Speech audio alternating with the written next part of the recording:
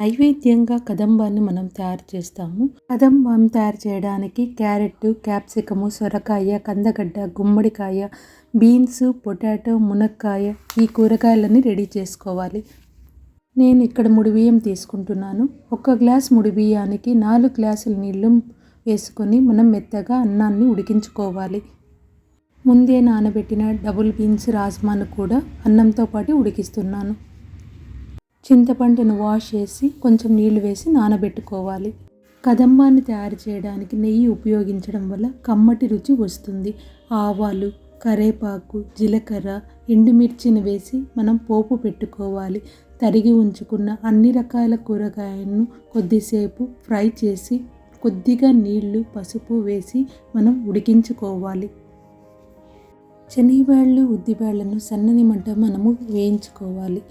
ఇవి కొంచెం ఫ్రై అయిన తర్వాత మెంతులు, ధనియాలు, జీలకర్ర, మెండు మిరపకాయలను కూడా వేసి ఫ్రై చేసుకోవాలి. చివరగా మిరియాలు కూడా వేసి మనం ఫ్రై చేసుకోవాలి. ఈ మసాలాను ఎప్పుడు మనం తయారు చేస్తామో అప్పుడు ఫ్రై చేసుకోవడం వల్ల మంచి వాసన వస్తుంది. కూరగాయలు సగం ఉడికిన తర్వాత మనం చింతపండు రసాన్ని వేసి ఉడికించుకోవాలి. ఉప్పు, కొద్దిగా బెల్లాన్ని కూడా మనం యాడ్ చేసుకోవాలి. చల్లార్చిన అన్ని రకాల మసాలా దినుసులను కొంచెం ఇంగు వేసుకొని మెత్తగా పొడి చేసుకొని ఉడుకుతున్న కూరగాయల్లో వేసి బాగా కలుపుకోవాలి. ఉడికించిన అన్నాన్ని కూడా వేసుకొని కలుపుకుంటూ మధ్యలో కొద్దిగా నెయ్యి వేసుకుంటూ రావాలి. ఇక్కడ మనము కందిపప్పును, టమోటాను ఉపయోగించలేదు. ఎందుకంటే అది ఉపయోగించడం వల్ల సాంబార్ రైస్గా మనకు తయారవుతుంది. చివరగా మనం సన్నగా కట్ చేసిన కొత్తిమీరను కలుపుకుందాం.